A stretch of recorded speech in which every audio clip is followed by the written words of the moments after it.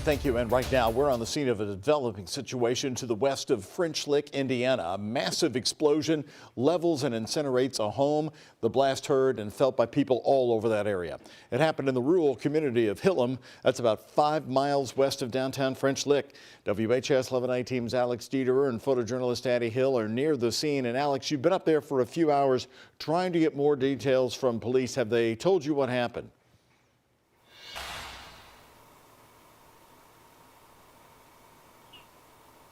Now, Doug, this is still a developing story, and just like you said, we've been here for the past 3 hours along with multiple responding units.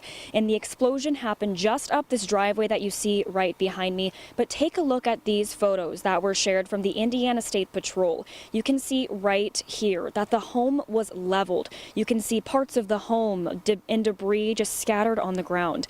The Du Bois County Sheriff's Office says that 2 people live in the home and 1 person is currently unaccounted for. State Fire Marshal is leading the investigation into what caused this home explosion. Officials will be out here monitoring the scene all night. The Du Bois County Fire Chief said the fire has been contained. And this home explosion was felt to areas like Mitchell and Paoli.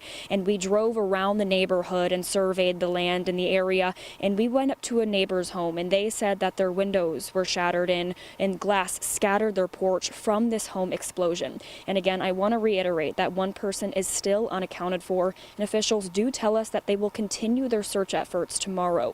Live in Du Bois County, Alex Dieterer, WHAS 11 Night Team, on your side.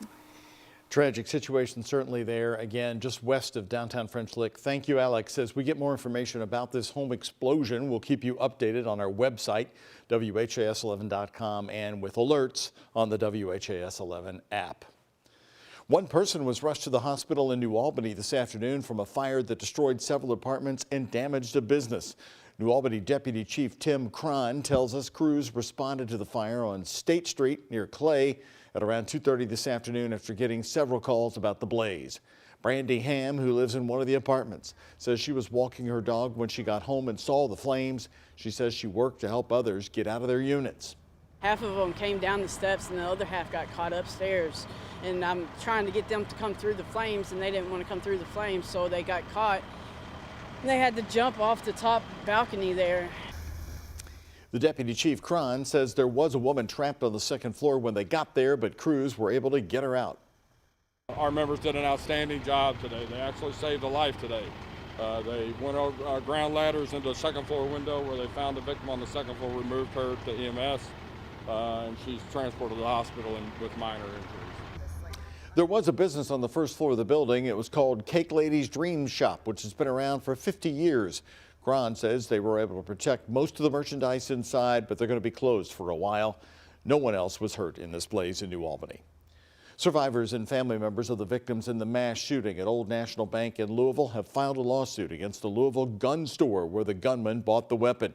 The lawsuit filed today accuses River City Firearms of ignoring red flags when the store sold an AR-15 and 3 magazines to the shooter, Connor Sturgeon.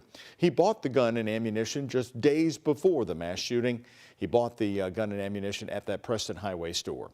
A witness described Sturgeon as acting embarrassed and unsure and demonstrating a complete lack of knowledge with firearms, according to the lawsuit. The lawsuit was filed on behalf of 4 survivors from the shooting and 2 family members, the wives of Josh Barrick and Jim Tutt.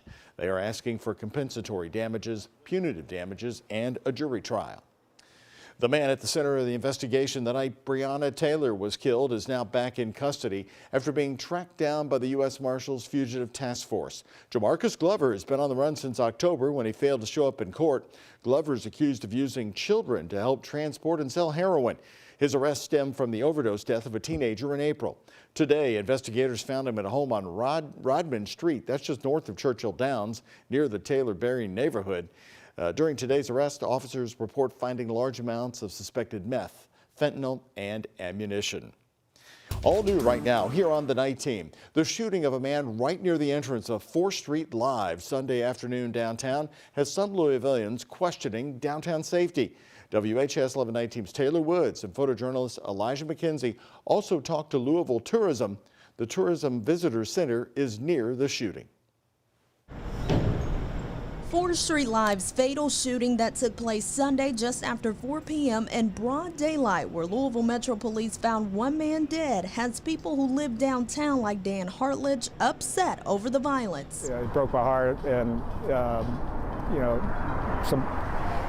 a family obviously is hurting right now. Hartledge has lived downtown for more than 7 years. He says he's never felt unsafe, and he's hoping other Louisvillians won't let this act of violence stop them from visiting downtown. For somebody who's very concerned about coming downtown, all I can say is I would hope that they would give it a try. Metro Council District 4 covers this area of downtown.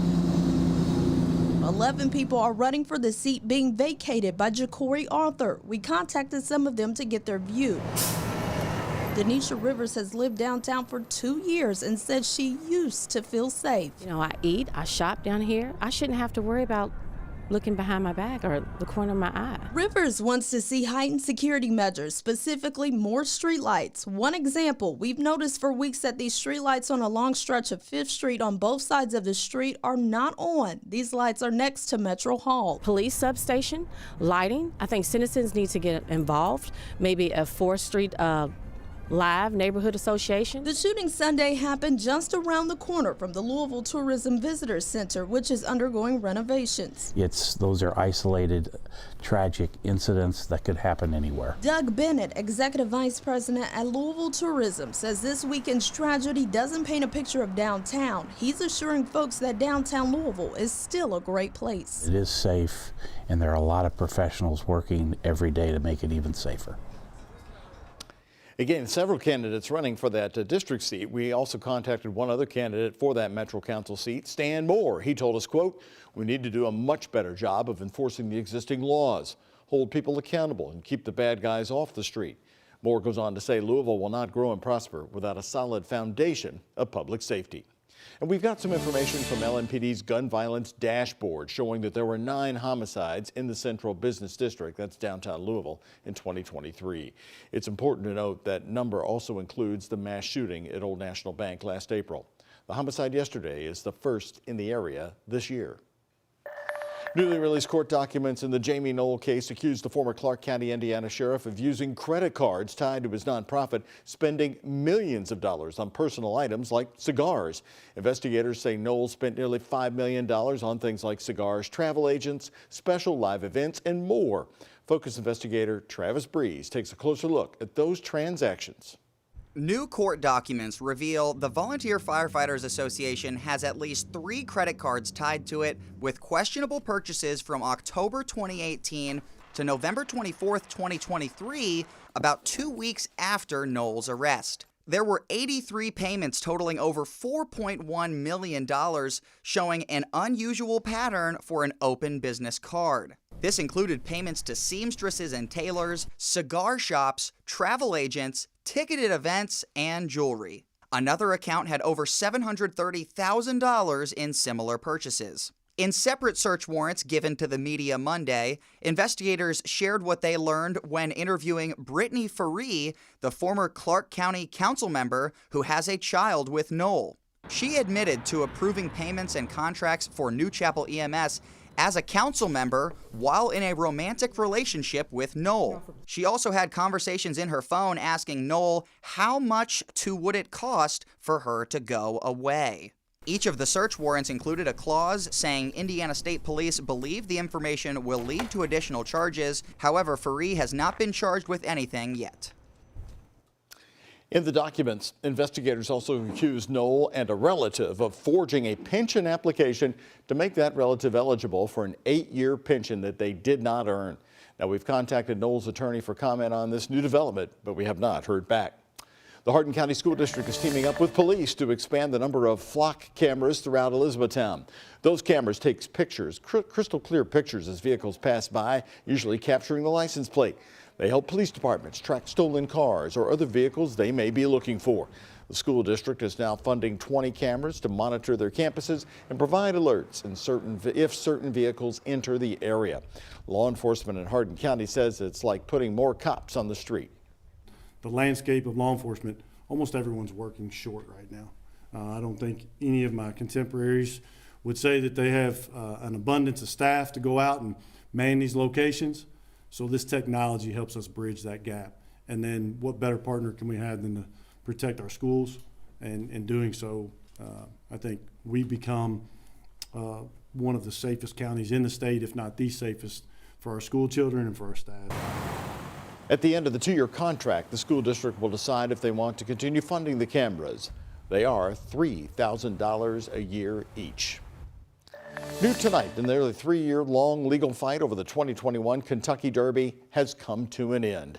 In a post put out on social media, trainer Bob Baffert says he's told his attorneys to dismiss the appeal of the disqualification of Medina Spirit.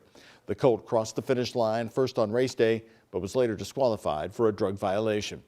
In the statement, Bob Baffert says he and the owner of Zeden Racing have decided to, it's quote, best to positively focus on the present and future that our great sport offers, end quote. But Bob Baffert is still suspended from racing at Churchill Downs. A statement from the racetrack says today's dismissal of the appeal does not change the current suspension or deadline to transfer horses for the upcoming 150th Kentucky Derby. That deadline for Baffert is January 29th.